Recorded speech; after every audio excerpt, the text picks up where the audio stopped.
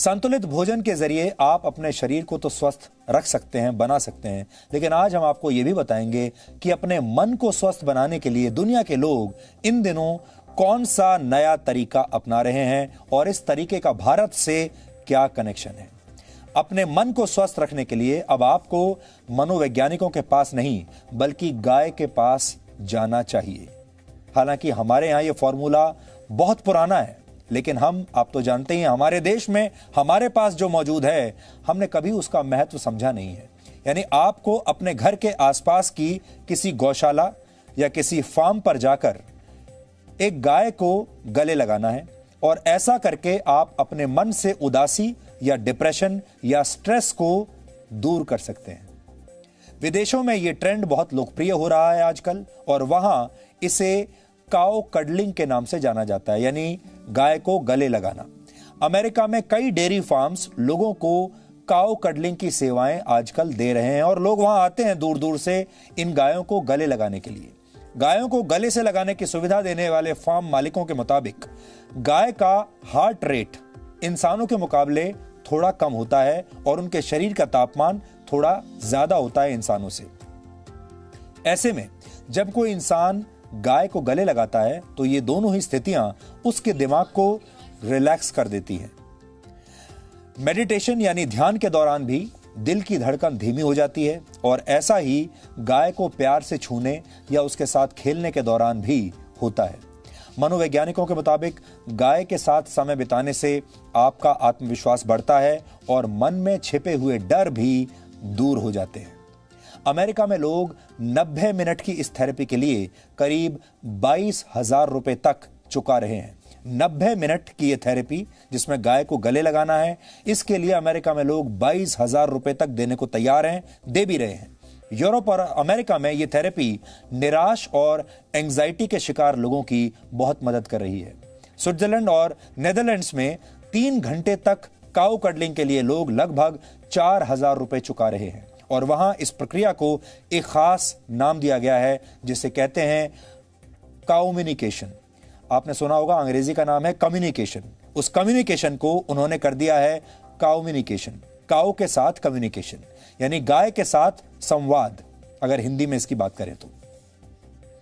हमारे देश में जब हम किसी भोले भाले व्यक्ति की तारीफ करते हैं तो अक्सर कहते हैं ये तो गाय की तरह सीधा है। गाय का यही सीधा और शांत स्वभाव अब दुनिया भर के लोगों को भा रहा है, उन्हें पसंद आ रहा है। भारत दुनिया का अकेला ऐसा देश है जहां गाय को मां का दर्जा दिया गया है, लेकिन अब ये गायें दुनिया भर के लोगों को भी मां की तरह प्यार दे रही हैं और उनके दिमाग को शांत बना रही हैं, उनके स्ट्रेस को कम कर रही हैं। ठीक वैसे ही जैसे जब आप अपनी मां की गोद में लेट जाते हैं तो आप सारी दुनिया के दुख दर्द भूल जाते हैं, सारी टेंशन, सारा स्ट्रेस आप भूल जाते हैं। यानी गाय अब सिर्फ भारत नहीं बल्कि जगत माता बनने की राह पर है।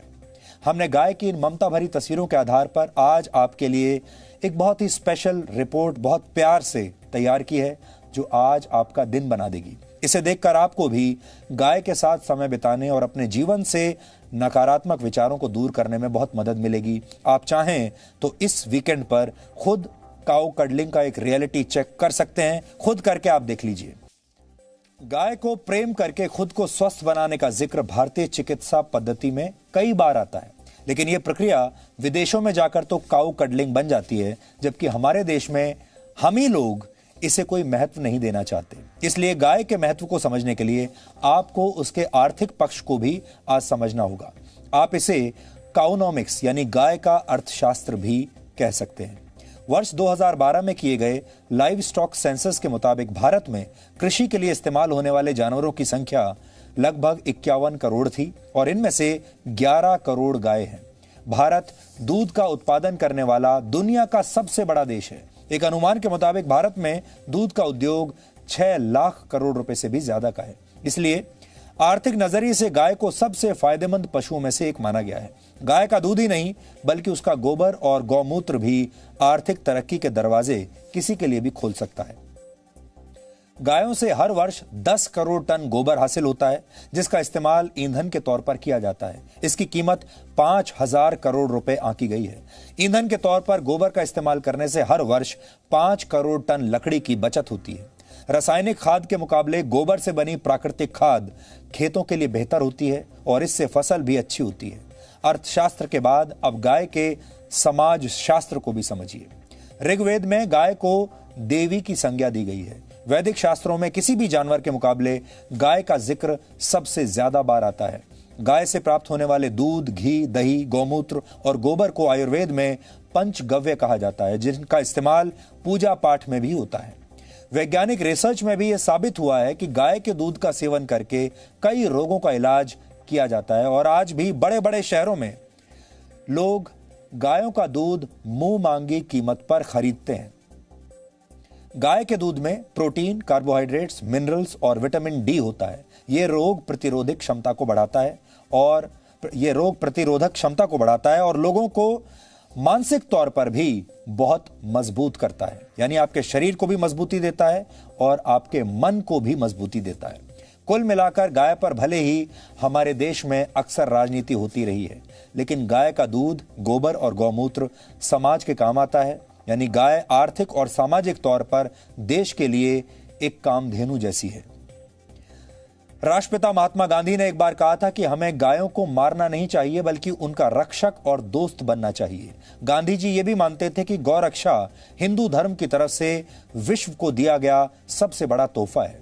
और बाल गंगाधर तिलक ने तो एक बार यहां तक कहा था कि जरूरत पड़े तो उन्हें मार दें, लेकिन गायों को छोड़ दिया जाए। यानी गायों के लिए वो अपनी खुद की जान देने के लिए भी तैयार थे। सिर्फ गाय को प्यार करना ही विदेशों में जाकर काऊ कडलिंग नहीं बना, बल्कि भारत का योग पश्चिम में जाकर योगा हो गया। और हमारे देश का हल्दी वाला दूध, जिसे आपकी मां हमेशा आपको पीने के लिए कहती रहती हैं, ये हल्दी वाला दूध जिसे आप बहुत लोकल समझते हैं, ये हल्दी वाला दूध टर्मरिक लाटे बन गया। हमने अपनी ही परंपराओं और संस्कृति को पिछड़ेपन की निशानी मान लिया, जबकि यही चीजें विदेशों में जाकर सुपरहिट हो गईं, विदेशों में जाकर ट्रेंड कर रही हैं।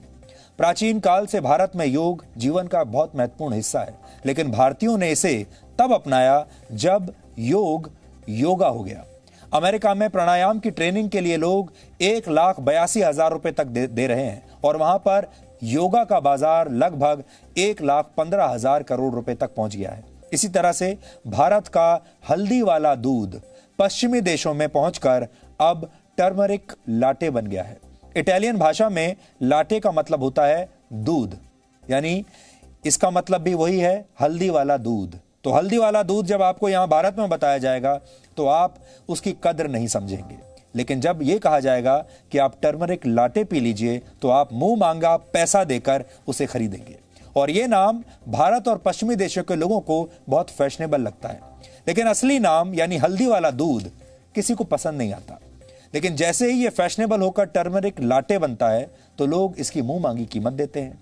आजकल भारत समेत कई देशों में आपको टर्मरिक लाटे आसानी से मिल जाएगा और बड़ी बड़ी मल्टीनेशनल कंपनियां जो इससे पहले आपको कॉफी बेचा करती थी, अब अपने आउटलेट्स में टर्मरिक लाटे भी बेच रही हैं। यह अमेरिका और ब्रिटेन में एक लोकप्रिय ड्रिंक बन चुका है और वर्ष 2025 तक पूरी दुनिया में हल्दी का बाजार 14,500 करोड़ रुपए से ज्यादा का होने की उम्मीद है। भारत के गांवों में टूथब्रश के बदले नीम के दांतों का प्रयोग अक्सर किया जाता है और वहां यह बिल्कुल मुफ्त में मिलता है, लेकिन विदेशों में इसे च्यू स्टिक्स का नाम दिया गया है और इसकी कीमत 200 रुपए तक होती है। आपने अपने बुजुर्गों को अक्सर गांवों में चारपाई का इस्तेमाल करते हुए जरूर देखा होगा। हमारे गांवों में आज भी आपको चारपाइयां मिल जाएंगी। भारत में एक चारपाई की कीमत औसतन लगभग 500 रुपए के आसपास होती है, लेकिन ऑस्ट्रेलिया में ऐसी चारपाई 50,000 रुपए में बिक रही है और वहां इसे ट्रेडिशनल इंडियन डे बेड के नाम से बेचा जा रहा है। हमारे देश में गौमूत्र को लेकर बहुत सारे लोगों के मन में गलत धारणाएं हैं, लोग मजाक उड़ाते हैं। पेट संबंधी बीमारियों में आयुर्वेद गौमूत्र के सेवन की सलाह देता है और कई गंभीर बीमारियों में भी यह फायदेमंद होता है। और अब विदेशी कंपनियों ने इसी गौमूत्र के 7 पेटेंट्स हासिल कर लिए हैं। सिर्फ परंपराएं ही नहीं, पश्चिम में अब भारत की पूजा करने की पद्धति भी मशहूर होने लगी है। हमारे देश में पत्थरों की पूजा की जाती है, अब अमेरिका में इसकी नकल की गई है और वहां पर इसे ग्रैटिट्यूड रॉक का नाम दिया गया है। वहां के लोग इस पत्थर को प्रकृति से जुड़ने का एक माध्यम मान रहे हैं। कई पश्चिमी देश खुद को आधुनिक और हमें थर्ड वर्ल्ड कंट्री मानते हैं। हालांकि भारत का प्राचीन ज्ञान भी बहुत हद तक विज्ञान पर आधारित है और समय समय पर यह बात साबित भी होती रही है। और यही वजह है कि अब पश्चिमी देश भी हमारी परंपराओं और प्राचीन ज्ञान को अपना रहे हैं। न सिर्फ अपना रहे हैं, इसे बेच रहे हैं। आप इसे भारत की सॉफ्ट पावर कह सकते हैं। भारत अपनी सॉफ्ट पावर को कभी समझ नहीं पाया, लेकिन हम अपनी इस सॉफ्ट पावर को संभाल कर रखने में नाकाम साबित हुए हैं और अभी भी देर नहीं हुई है। अगर आप सब लोग इस मुहिम में शामिल हो गए तो आज भी भारत अपनी इस सॉफ्ट पावर के जरिए दुनिया में बहुत शक्तिशाली बन सकता है।